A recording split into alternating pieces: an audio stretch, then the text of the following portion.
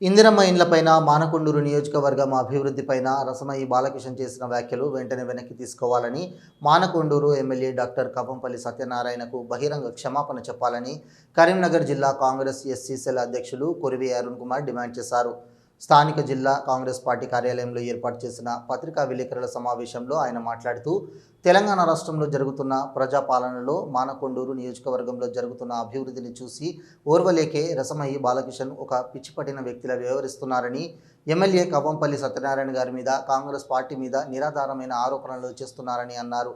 ఈ కార్యక్రమంలో SC cell రాష్ట్ర ఉపాధ్యక్షులు వెన్న రాజమల్లయ్య, యూత్ కాంగ్రెస్ జిల్లా ఉపాధ్యక్షులు జెరిపోతుల వాసు, జిల్లా కన్వీనర్లు హస్తపురం రమేష్, జుంజుపల్లి వివేక్, కాంగ్రెస్ ఎస్సీ సెల్ మండల అధ్యక్షులు మిసాల సాయిలు, దుబ్బాసి కుమార్, మెరుగు సంపత్, అంజయ్య, దావా ప్రభాకర్, ఎస్సీ సెల్ నాయకులు సముద్రాల అజయ్, ములకల కవిత, తిట్ల ఈశ్వరి, తంగెళ్ల కిరణ్, మంద మహేష్, శంకర్ తదితరులు పాల్గొన్నారు.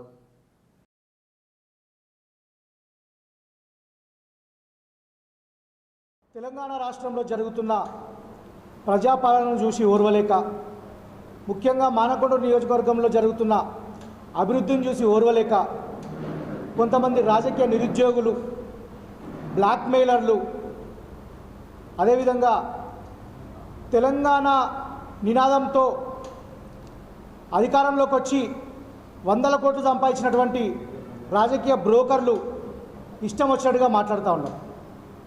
నిన్నటి రోజున గత 2 రోజుల నుంచి ఏదైతే మానకొండూరు నియోజకవర్గంలో మాజీ శాసనసభ్యులు రసమయి బాలకిషన్ గారు చేస్తున్న వ్యాఖ్యలు చూస్తూ ఉంటే నిజంగా మాకు సిగ్గనిపిస్తూ ఉన్నది.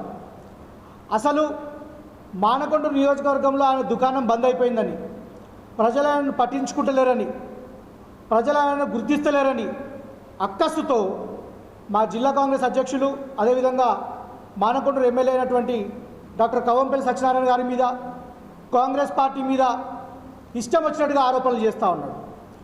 ఈ వేదిక ద్వారా రసమయి బాలకిషన్ చేసిన వ్యాఖ్యలు కానీ, ఆయన ఆరోపణలు కానీ తీవ్రంగా జిల్లా కాంగ్రెస్ ఎస్సీ సెల్ పక్షాన ఖండిస్తూ ఉన్నాం.